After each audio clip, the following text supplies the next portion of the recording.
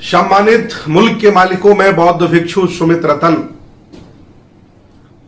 सम्राट अशोक धम्म विजयदशमी के दिन 1956 14 अक्टूबर को बाबा साहब ने धम्म की दीक्षा ली थी और कहा था कि हिंदू धर्म में पैदा होना मेरे वश में नहीं था, लेकिन मैं हिंदू धर्म में नहीं मरूंगा।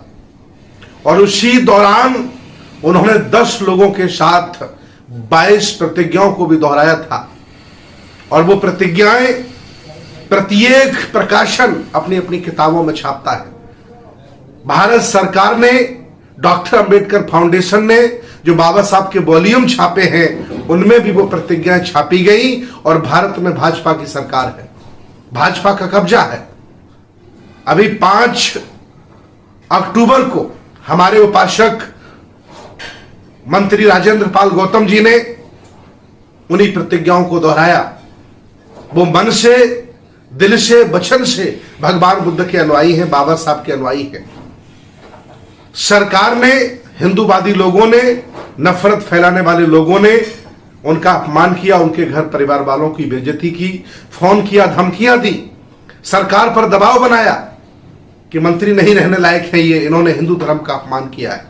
मैं आपसे पूछता हूं कि मैं शराब नहीं पीता, ये मैं कह रहा हूं।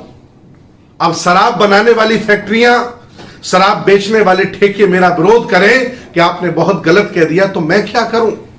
मैंने किसी भी, माननीय राजेंद्र पाल गौतम जी ने किसी भी देवी देवता का अपमान नहीं किया है, किसी भी धर्म का अपमान नहीं किया है। उन्होंने कहा कि मैं नहीं मानता और ये संविधान हमें इजाजत देता है। ये भारत धर्मनिरपेक्ष है, ये भारत संविधान से चलता है। बाबा साहब के बनाए संविधान से आप मौज ले रहे हो और बाबा साहब की 22 प्रतिज्ञाओं से तुम नफरत कर रहे हो। बात इतनी सी नहीं है, बात यह है कि हक वंचित असहाय कमजोर व्यक्ति अगर अच्छी गाड़ी पर चलता है, अच्छे कपड़े पहनता है, अच्छी शिक्षा अर्जित करता है, ऊंचे पदों पर जाता है, MP MLAs बनता है, तो आपकी रूह कांप जाती है। आपको लगता है कि ब्राह्मण व्यवस्था के खिलाफ हो रहा है। आप असहाय, दरिद्र, कमजोर देखना चाहते हो। 22 प्रतिज्ञाओं को मुद्दा बना के राजेंद्र पाल गौतम से इस्तीफा ले लिया आपने। इतना ही नहीं, एक और बर्बरता दिखाई दिल्ली पुलिस ने। आज राजेंद्र पाल गौतम जी को नोटिस दिया गया। राजेंद्र पाल गौतम जी और उनकी पूरी टीम थाने पहुंची और पहुंच करके पुलिस को दिखाया कि जो भारत सरकार किताबें छापती है उनमें 22 प्रतिज्ञाएं हैं। क्या हम गुनाह कर रहे हैं? मुझे आशंका है कि ये लोग उनको गिरफ्तार कर सकते हैं, ये लोग उनके साथ बर्बरता कर सकते हैं, ये लोग उनके साथ जाति कर सकते हैं। ये लोग नफरत फैलाने वाले लोग हैं। ये नहीं चाहते हैं कि कोई ब्राह्मण व्यवस्था के खिलाफ आवाज उठाए। इसलिए मैं देश भारत के सभी सामाजिक संगठनों से, धार्मिक संगठनों से, विज्ञानवादी, तर्कवादी लोगों से, लोकतंत्र को पसंद करने वाले लोगों से, सेकुलर भारत को पसंद करने वाले लोगों से, संविधान को पसंद करने वाले लोगों से निवेदन करता हूं कि आप अपने अपने क्षेत्र में, आप अपने अपने दायरे में राजेंद्र पाल गौतम जी का समर्थन करिए।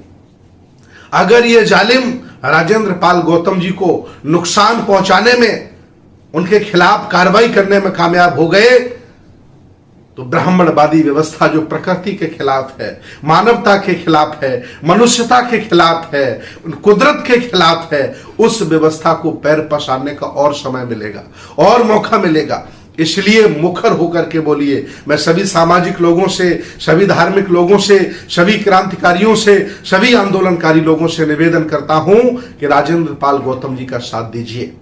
अगर आज वह ईमानदार व्यक्ति, भला व्यक्ति, सच्चा अम्बेडकरवादी, दिल से भगवान बुद्ध से मोहब्बत करने वाला व्यक्ति हताश होता है, निराश होता है, सताया जाता है, उसके परिवार पर जुर्म होता है, तो 100 करोड़ आबादी वाले बहुजनों, लानत होगी तुम पर, लानत होगी।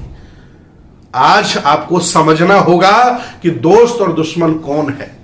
अगर ये तय आपने नहीं किया तो आने वाली पीढ़ियां, आने वाली पुश्तें, जिन बच्चों को तुम पैदा कर रहे हो वो बेड़ियों में होंगे, गुलामी करेंगे, मजदूरी करेंगे और उनके पास कुछ नहीं होगा। वैसे भी आरएसएस के लोग, बीजेपी के लोग, नफरत फैलाने वाले लोग देश भारत के संविधान को खत्म करना चाहते हैं। 2025 में हिंदू राष्ट्र घोषित करना चाहते हैं। संविधान खत्म करके एससी ओबीसी को मिले अधिकारों को ये लोग हमेशा हमेशा के लिए मिटा देना चाहते हैं। बाबा साहब जहां से तुम्हें खींच के लाए थे, जहां से बाबा साहब आपको उठा के लाए थे, आगे मटकी पीछे झाड़ू, बाबा साहब ने बंद कराया था। पढ़ने का अधिकार, पानी पीने का अधिकार, अच्छे मकान का अधिकार, पढ़ने का अधिकार, बहुत सारे अधिकार जो आपके महापुरुषों ने आपको दिलाए थे, उनसे ये लोग वंचित आपको कर देंगे। इसलिए आवाज दो, हम एक हैं। व्यक्ति बड़ा नहीं होता, संगठन बड़ा नहीं होता, विचारधारा बड़ी होती है। हम सब लोग मिलकर के राजेंद्र पाल गौतम जी का साथ दें।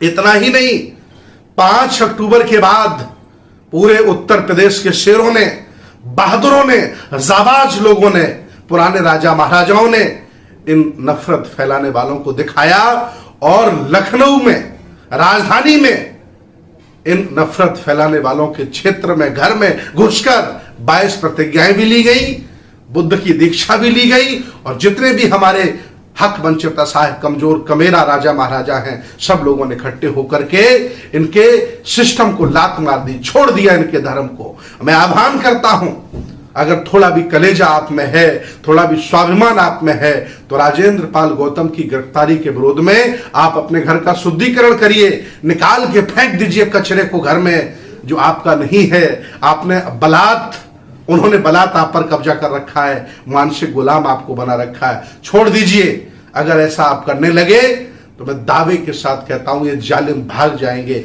या तो बदल जाएंगे। ये करना पड़ेगा। अगर आप ये नहीं करते हैं तो आज राजेंद्र पाल गौतम जी के साथ हुआ, कल किसी और के साथ होगा। मेरा भी नंबर ये लोग लगाएंगे, इसलिए सारे लोग मिलकर के लड़िए और अपने हक अधिकारों के लिए आवाज बुलंद करिए। ये इनकी बापौती नहीं है भारत पर, ये संविधान से चलता है। तुम्हारे पुरखों का भारत है, ये बुद्ध, नानक, कबीर का भारत है, अंबेडकर का भारत है, ज्योतिबा फुले का भारत है, बाबू जगदेव का भारत है, रामस्वरूप वर्मा का भारत है, चौरसिया का भारत है, महापद्मनंद का भारत है, सम्राट अशोक का भारत है, बीरा पाशी का भारत है।